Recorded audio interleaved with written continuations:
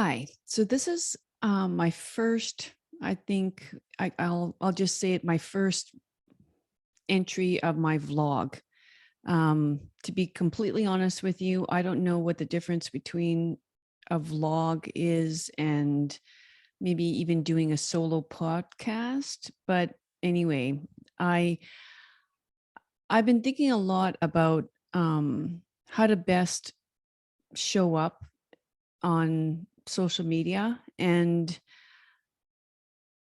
it's tough. I feel like I'm a pretty private person, and to get out there and post something every day, on Instagram, for example, or Facebook, whether that be a story or whatever, a reel, it just doesn't sit right with me. I've always been the kind of person that if I have something purposeful, I guess I'm very intentional and I'm very purposeful in my life. You know, Perhaps that's a bit of a problem too when I think about it. Maybe everything has to be productive. I know that's not a great way to go through life. Not everything needs to be productive.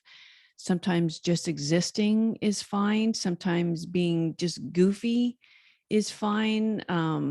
Maybe making a stupid video, or maybe it's cool to post your lunch or playing with your cat or dog, or I don't know. But I guess I'm much more purposeful in that way. I mean, if something catches my eye that's incredibly gorgeous in nature, I'm going to post about it. Those kind of things I have no problem. I'll take a picture. I'll maybe want to share that. Um, but otherwise, like, what's the point? So for me, the way that I'm going to show up is to give you some information, to share some information that I feel um, I feel might help you. So there you go. It's sort of, I see it as, return on investment for you. If you're going to make time in this crazy busy world that we have, despite, all these advances that we have in technology and travel and, things becoming robotic in a sense, all this technology expansion. Despite all of that, we have less and less and less time. So time is one of my most sought out um um I don't know, aspects of my life. And if I feel that, I've spent time watching or listening something that was of no value to me, I won't go back to it. So yeah. So let's see, how this goes. I'm just going to give it a whirl. I'm going to just give you some information that I feel valuable, and you may or may not find it valuable, or some posts might be more valuable than others. But all I ask is that you check back once in a while and see what I have to say. All right. So it was really interesting. I thought, why not go back to my blog? And because I'm very passionate about writing. So, like, I have no problem writing. That's sort of my way of getting my information out, before all of this video stuff started off, and but I get it. I'm not all that. It's kind of funny because I don't like reading at all. I'm not an avid reader at all. I love writing, but I can't say I love reading. I am a podcast and audiobook, fanatic. That's really how I obtain my knowledge. It's mostly audio. So, I just thought, well, why don't I take if I'm like that, maybe other people are like that. So maybe they're not reading my blog posts that are very meaningful for me. So to me, it made sense to look back at my blog posts, make a video of it. I mean, I could have also done a solo podcast on it. But, for people who like sitting and watching me talk, here I am. Um, So yeah, going back to my blog, I saw that my first post was in December 2019. That was just my intro. And then actually January 2020 was my first official post of information, which is kind of weird. I mean, that's just before, you know, COVID-19. And yeah, I guess that was great because there was a lot of solo time after that. So it felt good to write. But the first post was ironically something that, I'm still talking about so much. And actually, even more so, I would say, in the last 4 or 5 months that have just passed, I've been doing and thinking a lot about being in the present. Um, I know something that's been talked about for so long, but I thought, oh my God, that's so ironic that in January, it was actually New Year's, January 1st, 2020.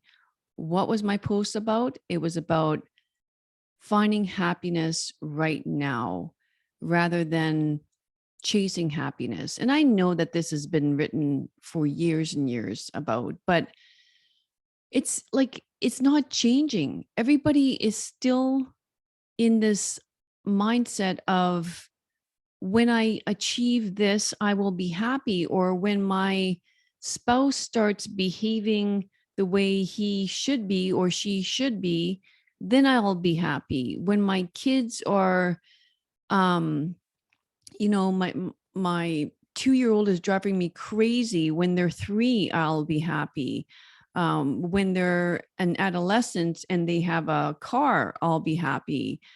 When they're an adult and on their own, I'll be happy. But I mean, now that I'm gone through all those stages of my children, I realized nothing's really changed. I mean, there's great points about all those stages, and there's some really hard points to work with. So it's it's about being, just finding your happiness right now. Um, I guess, what action steps have I taken to find my happiness, my joy right in the moment? I would say the well, and how did that really change for me? I think it was honestly just one person asking me, another coach actually asking me, how much of your day do you find yourself feeling joyful?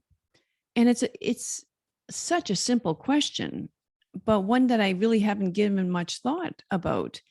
And when I did think about it, I realized that I don't, I tend to um, not really be aware of what I'm thinking at all throughout the day. I'm just in my head a lot, kind of going through the motions. Okay, I have to do this and then I have to do that. And if something's emotionally troublesome to me, if something's bothering me, I've always been um, that kind of person that, pushes through things.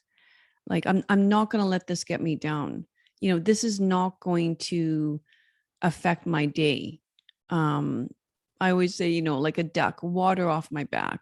This isn't, sticks and stones can break my bones, but names will never hurt me.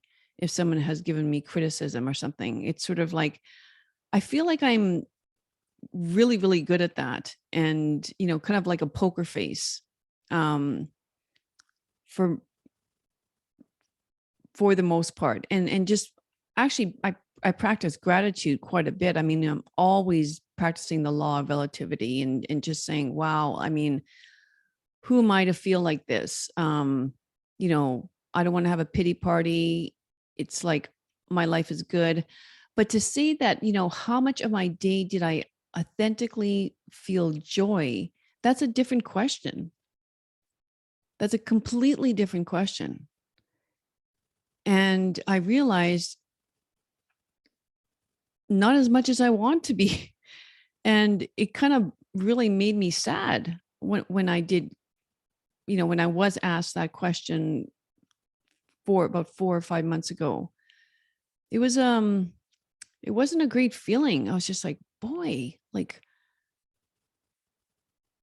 a huge kind of light bulb realization moment for me. So what I've done instead now is my action step, you could say, is try to become much more aware of how I'm feeling in the moment. So that means I'm checking in quite often during my day.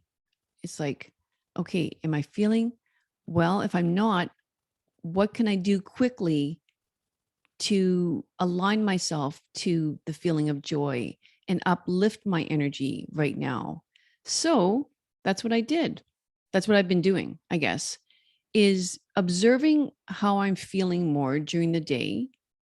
And if I'm not, and I'm feeling kind of yucky, then I think about things that bring me joy. And it's kind of that easy.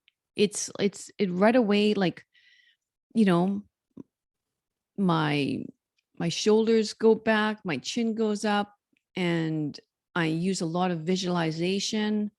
Um, Obviously not when I'm driving, like, I mean, in the moments of the day, like I start my day off with very intentional thoughts. Being very intentional with your thoughts is a way of not sleepwalking through life.